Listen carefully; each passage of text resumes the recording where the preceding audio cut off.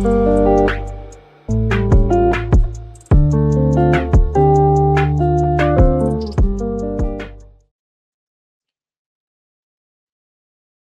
งค่าพี่น้องผู้ชมยินเสียงใต้ที่นับยามกุจอกูปายามหลีกตั้งสายลมอีกบาดังขาวลุงแรงเบิงไหลมาหบทบหบยากันกว่าแทงวันหนึ่งค่ะย้อนหาตั้งหักแมตตาตั้งนิมซะตั้งโสมเสือมวนเปียวที่ลูกดีเท่าลาพระเป็นเจ้าคามาแต่อยู่ในหูเจ้าคากว่าห้างผางมันสิกำคันเนาะโป้ว่าเปิ้นต่างอเปียเท่าคานนี่ค่ะแหละโป้เฮาไหลเฮ็ดคันนะเฮาก็ตื่นเตเขตูเจ้าเก่าเนาะอันนั้นก็มันก็เป็นรองสมรรถะที่ควรเฮาค่าเฮ็ดคันนะที่ว่าเฮาไหลเฮ็ดเฮาก็เปิ้นว่าเฮาเฮ็ดเฮาก็ตอบเทงสร้างสีเมียวในเขาว่าอันในหายาเป็นกันเนาะณวันมื้อนี้เฮาก็ได้สืบเห็นจามโยพะคาน31คันนะเฮาก็เลยหันไต้ก้อของโยพะ3ก้อคันนะเขาก็มาต่างอเปียดโยพะว่าโยพะเนี่ยเป็นคนที่เฮ็ดอวดอเปียดใหญ่ลงแต่ว่าจอมหนังที่หันในกันนะพระเป็นเจ้าปันเพแก่มมาตั้งทุกข้าป่อเปลี่ยนมาณจุดอาสาของโยพาเนี่ยว่าก็มันตื่นเป็นก็ปือวัวระแปดอันใหญ่ลงที่มันไรเฮ็ดเนี่ยกำในโยพาก็เขตูเจ้าเก่าคันนะว่าคำไรเฮ็ดเพแก่มาที่ปอปอกเป็นมาที่ค้าเนี่ยก็ปือพระเป็นเจ้าจีอย่างมันนำตะลาเนี่ยกันนะอันนั้นมันบอกว่าโยพาเนี่ยต่างกับแปดพระเป็นเจ้าว่าพระเป็นเจ้าพิษข้ามไรพิษ พระเป็นเจ้าเป็นผู้ที่มีอานาตันโคจีอย่างตะลาก็เพราะฉะนั้นตั้งอันมันเจ้าจีอย่างตะลาเนี่ยมันเจ้าจีอย่างพิเดออันนี้เป็นความมันเถียงกัน3ก้อนนั้นก็อาดัมมาคาโยผ้าหาบข่าวว่าเป็นกุนเฮ็ดวรแปดต่อพระเป็นเจ้าปุณดาได้จอยเฮาพระเป็นเจ้าเนี่ยเป็นเจ้าพระที่จีอย่างตะลาจอมหนังตะลาเนี่ยกันนะเพราะว่าโยผ้ามเลยผุยในวรแปดหาบข่าวว่าเขาเป็นกุนเฮ็ดวรแปดเนี่ยมันเหมือนจังต่างอแปดพระเป็นเจ้าว่า พระเป็นเจ้าเป็นผู้เจียงตะละอ่ำจอมหนังตะลาเนี่ยมันเหมือนเจิงที่เฮ็ดให้ห่างผางพระเป็นเจ้ารู้แล้วกว่านะครับแหละโยพาก็เขตตัวเจ้าเก่าติ๊กๆว่ามันได้เฮ็ดเนี่ยติ๊กๆคันเนาะกำในค่ะเอาคำมาด้วยที่ไหนโยพาก็ติเขตตัวเจ้าเก่าเหมือนกันเขจึงก็ล่ะนะโยพาก็ได้อ้างถึงจุดอะสักตานของมันค่ะนะว่ามันเนี่ยตั้งว่นตั้งเฮ็ดกูเมียวเนี่ยมดจังข่าวเสาต่อหน้าพระเป็นเจ้าตาสิในกันนะ ในข้อที่1ถึงข้อที่8ค่ะนะโยพาลัดว่าคาเนี่ยมีตังหมดจังตังเจออีกบาดังตังหลาดของค่ะใจเฉพาะของข้าเป็นจึงคาลัดออกมาจึงในพระเป็นเจ้าหู้เชิงๆมดข้าเป็นก็ตีมดจังเขาซะที่ในเขาได้ลาดถึงรองของตังหมดจังในห้วยตาของเขานะครับคำยามมีเจอที่เขาเสือกสำกามาจอมนางยิงเลยค่ะนะ เลยคำเลยอาซากลิบอยู่ในตังเป็ดตังแหลนพี่น้องค่ะลองได้ค่ะนะมันป่องว่ายอผ้าเป็นก้นซีโตนาหรือเสพลาเป็นเจ้ามันป่องว่าเขามีเจอมาหน้าแผ่นสูงในนั้นค่ะนะที่เต็มมีคนก็เหรอที่ว่าเป็นก้นซีโตเป็นคนงดสั่งข่าวสารหรือเสพลาเป็นเจ้าเนี่ยมีก็ปกติเนี่ยมันเขตูมันว่ามันในพิษพระเป็นเจ้าเนี่ยเป็นผู้เสี่ยงตลาดที่พิษในกันมันเป็นตั้งอันมีเจอมาหน้าแผ่นสูงพี่น้องค่ะในวันเหมือนในค่ะนะ โกนเฮาขาดศอกหาผู้ที่มีหัวใจแคบแต้มปุ่นดาได้ยุกยองเขากุยก็จอมหนังเดียวขาหันกันนะก็ที่มีดังอ่องเมียงเนี่ยกำนำเอาเตรียมหมอแค่จะแต้มลงเขานะเอามาได้เป็นคนที่หับทำหน้าที่การงานภายการเมืองค่ะเพราะว่าเขาเฮ็ดอันนั้นอันนี้อ่องนั่นเนี่ยเขาก็ติลัดขึ้นมากำเหลียวเขานะปีที่ป่นมานั้นก็แล้วเข้าตั้ง4ปีที่ข้าเลยเป็นจอมพ้องหลวงเนี่ยหน้าการต่างงานป้ายหมากมีป้ายการเมืองบ่ได้เป็นตรงวงเกกลางคนข้าเลยเฮ็ดจังไหนอ่องจังไหนน่ะกำนำที่เป็นก็ที่ต่างเปี้ยต่างอ่อมหยังของทุเจ้าก็หรือสินั้นก็คนที่ชกมวยนะครับนะคนที่ต่อยมวยเนี่ยความอังกฤษของว่า boxing นะครับนะในเมืองไทยเนี่ยมีค่ะเนาะมวยมวยเหลียวเนี่ยมันลามกว่าตั้งกำผานะครับเลยนะมวยไทยเนี่ยนะมีกวนเจือกน่ะ อามาได้เป็นมวยสากลค่ะนะมวยที่ได้เจ้าตีนค่ะเนาะเจ้ามือเมียวเหลียวอะนะเพราะว่าคนนั้นอ่อมหย่างมาเพราะไหนพวกเขาเป้เปิ้นค่ะนะเขาใกล้ทางเลขรู้หลายก็ที่มาเข้แข่งกันดังเขาค่ะนะจอมหนังที่เขาคาไหลหันค่ะนะบ่ว่าจะเป็นมูฮัมหมัดอาลีเพราะว่ามันเป๊ะก็ที่มาเข้แข่งมันเนี่ยมันได้วางคนนั้นว่าเป็นคนขี้เมาเป็นคนเมาเหล้าเมายาให้เนี่ยค่ะนะมันเป็นต่างกันทางเลขรู้หลายแล้วก็มีหัวใจแคบแดม ก็ไปเจอในเขาคาไลหันนะจูดะสักตานของยอพาที่มันเขตูมันนะขิงได้ก็มันเหมือนเรื่องว่ามีเจ้ามาหน้าแผ่นสูงต่อหน้าพระเป็นเจ้ามันว่ามันเป็นก้นสีต่อพระเป็นเจ้าเป็นผู้จีอย่างแต่ละเตรียมสีต่อในกันนะโอ้ยการเมืองเขาขาอ่านในแก้มสลาม34ข้อ18กันนะพระเป็นเจ้าอยู่จำก็ตีมีตังเจ็บจ๋าก็ตีเลยขามตั้งอันปืนว่าในกันแหละนั้นก็ตีเฮ็ดพิษกว่าเจ้าหนองตาตั้งพิษพระเป็นเจ้าอยู่จำก็ตีมีหัวใจเมียวไหนและพระเป็นเจ้าเป็นผู้ที่จอยก็ตีหนองตาตั้งพิษในเขาจะได้ค่ะนะเขาคาไลหันในจุดอาสักด้านของเจ้ามุนยากุนอคัมดาวิดอีกบาดังแก้มสลามคัน51ข้อ17ค่ะนะเครื่องปลูกจอดที่พระเป็นเจ้าหาบขามเอาไรนั่นน่ะอันนั้นก็เป็นโหจาที่เจ็บที่แสบเขาว่านะเป็นโหจาที่คุกจะไล่ไม่จะวัวระเปียดหนองตาดังพิษโหจาที่หนองตาดังพิษค่ะนะที่แค่จะแต้มลงอ่ะโหจาเนี้ยในพระเป็นเจ้ามันทางเรียกว่าเจ้าได้ค่ะนะ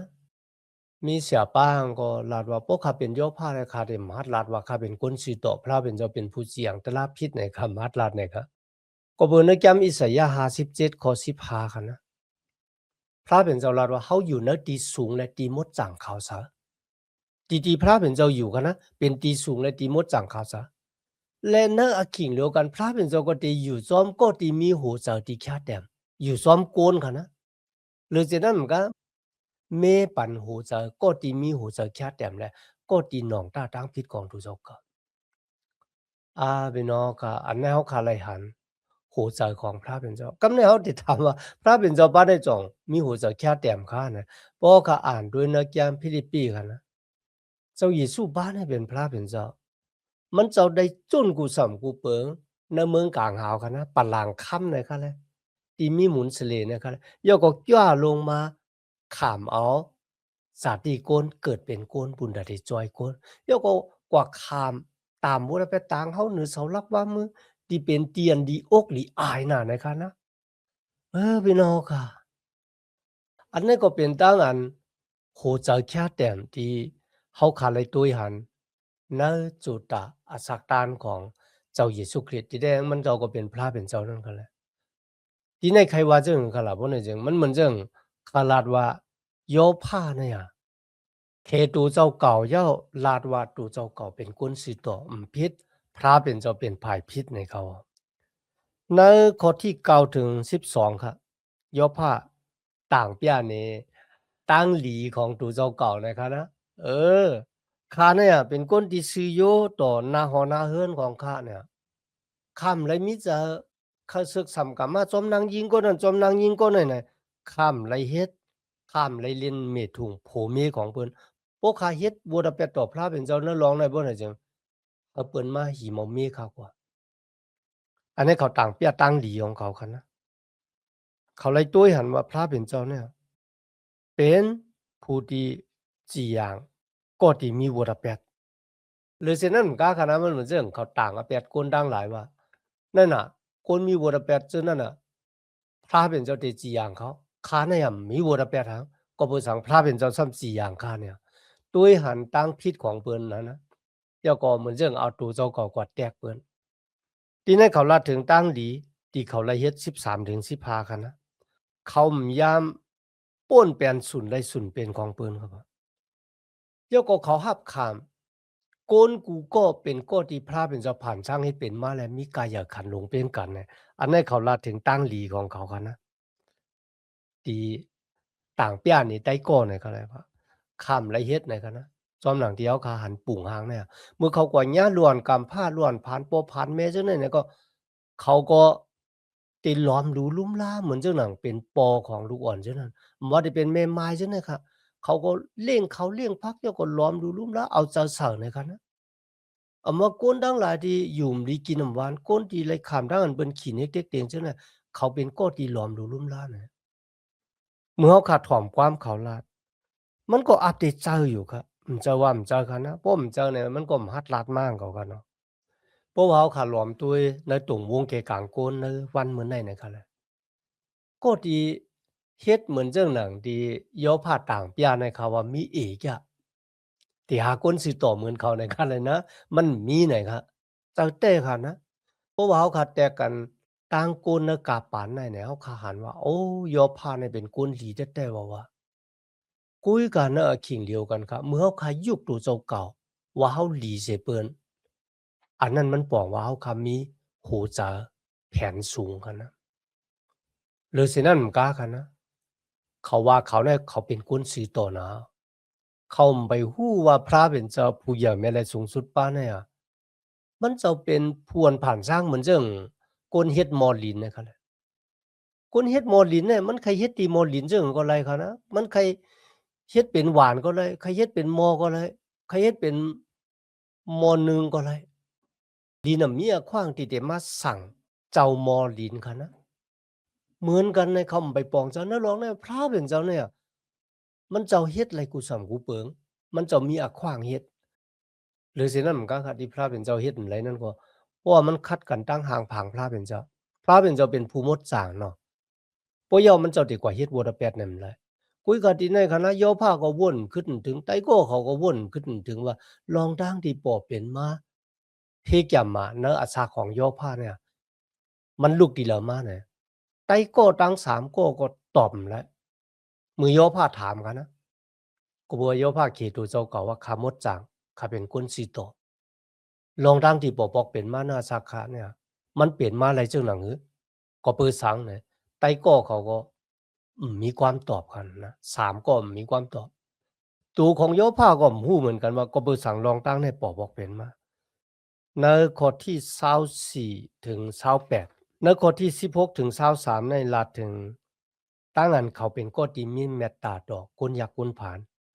ในข้อที่24ถึง28ครับในย่อผ้าลาถึงเขาเป็นก็ที่ตั้มจะวางจะเนพระเป็นเจ้าหนาหรือเสโคของผ่านรายตนาที่มีกาขันนรกะว่าได้เป็นคำว่าได้เป็นเงินเสียงปฐมญาเนี่ยโยพาลาดว่าตูคาเนี่ยข้าไหวลองตางโลกะข้ามไหวโคของอันมีกาขันนรกะเนี่ยเป็นที่หนึ่งก้อยกะข้าเอาพระเป็นเจ้าเป็นที่หนึ่งเนี่ยเงินคำจะตีอิงปึงอากูของข้าขุนหางสังทู่เลือนลาวกลางวันก็เบอร์กวนนะกาป่านั่นเขาก็อิงปึงเลือนลาวกลางวันค่ะนะเขาห้องว่าเป็นพระของเขากุ้ยก็ยกผ้าลัดว่าข้าไรเฮ็ดวัดกู้กวายเหมือนเจ้าหนังโกนโลกาในเฮ็ดวัดกู้กวายข้าเฮ็ดวัดกู้กวายพระเป็นเจ้าที่อสักลิบอยู่สู่เหลียวป้าเหลียวเขาคลาดว่าข้าหักพระเป็นเจ้าข้าอยู่เสกูยามพระเป็นเจ้าและข้าซื่อๆโยต่อพระเป็นเจ้าพุทธิราชซื่อๆก็จ่องเขาเป็นเจ้าหนังนั้นได้ค่ะเนี่ยก็เป็นอยู่ค่ะนะกุ้ยการลองตั้งดีเขาปองจะก็เปิดสังลองตั้งในปอปอกเป็นมาในนั่นน่ะมันเฮ็ดให้เขาเนี่ยจี้กว่าที่พระเป็นเจ้าว่าพระเป็นเจ้าเป็นผู้ที่เขาเพแก่มาปอเป็นมาน่าสักค่ะพระเป็นเจ้าเป็นผู้เสียงตะลาดิมจอมหนังตะลาหรือเช่นนั้นมันก็เขาก็เหมือนเจิงยุคตัวเจ้าเก่าอีดินั่นกันนะว่าข้าเนี่ยลีเสก้อนนั่นลีเสก้อนนั่นข้ามได้เฮ็ดผิดต่อหน้าพระเป็นเจ้าหรือเช่นนั้นมันก็เขาก็ถามว่าก็ตีเฮ็ดตั้งหลีเนี่ยมอเอาตั้งหลีเนี่ยกว่าแลกเอาพรดีมังกลาที่พระเป็นเจ้าที่แต่มันจะเจ้านั้นกันนะมันจะว่าเขาเฮ็ดตั้งหลีเอาก็ตั้งหลีเนี่ยติกว่าแลกเอาพรดีมังกลาที่พระเป็นเจ้าไรเนี่ยมันจะเพราะเป็นเรื่องนั้นน่ะคนที่อยู่มาตั้มจะในพระเป็นเจ้าเป็นก็ที่เฮ็ดตั้งหลีก็ที่ได้รับพรดีมังกลาหลายๆมันจะคันเนาะหรือเช่นนั้นมันก็คนดังหลายดีกว่ากดกินเบิ้นแลนกินเบิ้นกว่าเป้กินเบิ้นเจ้าอ่านนาที่ขี้เน็กเต็กเตียงเบิ้นจังน่ะคนจังนั้นมันหลีมากไม่หลีเป็นเนาะก็เปิ้นสังพระเป็นเจ้ายังปล่อยเขาไว้ล่ะเนี่ยพี่น้องครับพระเป็นเจ้าเยินสีขามในหลวงในก็เปิ้นสังมันเจ้าเยินสีขามขนาดนั้นมันเป็นด้านปันอะขว้าง เขามีอักขว้างปุนดาเดนหนองตาตั้งพิษเลยคุกจะเลยไม่จะวุระแปดมาหาพระเป็นเจ้าหรือสินั่นก็วันหนึ่งไหว้เสียตายออกโลกาในกว่าเนี่ยเขามีดังอันเด็กแกลีตัวเจ้าเก่าว่าก็ไปสั่งเขามาหาบอกพระเป็นเจ้าก็ไปพระเป็นเจ้าปันอักขว้างอาเยฮะปันอักขิงข้าวยามตีเขาตีจับตัดสินจะฮะพระเป็นเจ้าปันอักขว้างอาเยฮะเขาเลยยินน่ะเนี่ยเขาเดมมีข้ออ้างเดมมีดังอันแกลีว่าก็เปืออันนั้นก็เปืออันไหนข้าจึงเลยครับตั้งเกจยอดในเขาเดมมีตั้งเกลีดเนื้อร้องในอันนี้เป็นอันโลของพระเป็นเจ้าต่อกวนเมือกกวนเรื่องขนาดเนาะโยภาคาน31ข้อ29ถึง40คันนะโยภาลัดถึงเขาเป็นก้อที่หักยันสูของเขาในคันนะเขาเลยส่งแมปตั้งพิษของเขาไว้เหมือนเรื่องหนังอาดัมเนี่ยเขาอาศักลิบอยู่ซื้อผุยเปียในพระเป็นเจ้าตาเสในเขาตีลำลองอาเยอะที่สุดค่ะเขาย่ำลีจ้ามือยันสู่ของเขาเนี่ยไหลล่มไหลตกซุ้มเลยเสียนั่นก็ค่ะเขามันใจว่าตูเขาเนี่ยเป็นก้นมดจ่างขาวซะเพราะว่าเขาเลยเฮ็ดพิษเนี่ยค่ะนะเขาไต้โก้เขาเตรียมมาเนี่ยตั้งพิษอันเลอเนี่ยเขาเตรียมมาเนี่ยโปย่อเขาเดี๋ยวตั้งพิษของเขานั่นค่ะนะเอามาใส่ไว้ที่เหนือหูเขาเหมือนเดิมซึ่งเป็นปานกุ้มเนี่ยค่ะนะว่าเขาเปิ้นไล่หันว่าโยพาในเฮ็ดพิษเฮ็ดบ่ได้แปดอันนั้นอันนี้เนี่ยเขาเปิ้นไล่หันจังนั้นน่ะเนี่ยอาโลเขาฮัตตายากค่ะนะพี่น้องค่ะก็บ่จังนั้นเป็นหือก็เฮาค่ะก็เลยหันว่าโยพาเนี่ยวางจะตั้มจะเนอพระเป็นเจ้า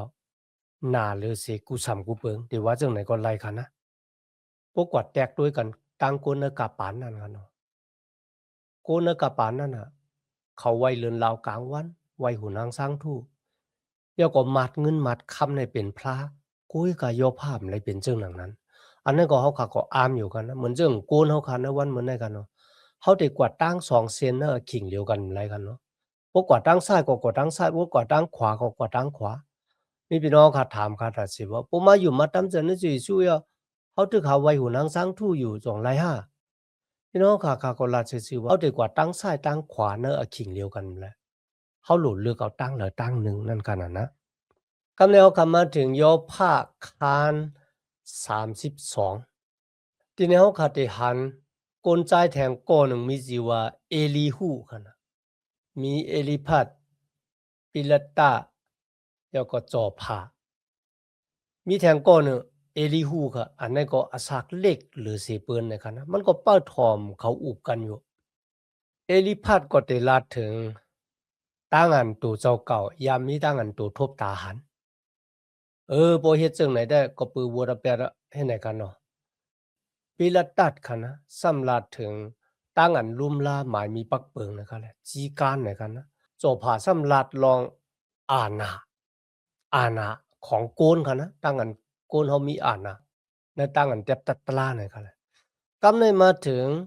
เอลีฮูเลยยินยอผ้าลาดว่ายอผ้าเป็นก้นสีโตนั่นมันปองว่าพระเป็นเจ้าเป็นผู้ที่สีโต พระเป็นเจ้าเป็นผู้ที่หมดจางเลยอันนั้นค่ะที่เฮ็ดให้เอลีฮูเนี่ยค่ะนะใจลำขึ้นมาแล้วก็มันก็ลาติโยผ้ากำเหลียวค่ะนะว่าในข้อที่2ค่ะนะกุยกับเอลีฮูลูกชายปาลักเคลาเมียวปูซาอันเป็นเจ้าคือลำนั้นจะไม่ใครจ้าต่อโยผ้าก็ปือมันถางว่ามันเป็นก็อันอยู่ภายถูกหรือเสียพระเป็นเจ้านั่นอ๋อเอลีฮูจะลำก็ปือว่าโยผ้าลาดว่าโยผ้าเนี่ยเป็นภายถูกเป็นภายถูกมันก็บอกว่าโยผ้าเป็นก้นสีต่อหนาหรือสีพระเป็นเจ้าเนี่ยดีในค่ะนะเฮ็ดให้เอลีฮูจะลำแต่กุยกันเนอขิงนะคะข้าวยามเฮาขาเลยสิ่งสุดกว่าเนาะเมื่อผู้ค้าเฮาค่ะได้สืบเห็นร้องในกว่าว่าเอลีฮูได้ลาดต่อโยผ้าจังหนังในผิดบางพี่น้องค่ะมาเห็นกว่าซ้อมกันค่ะเนาะ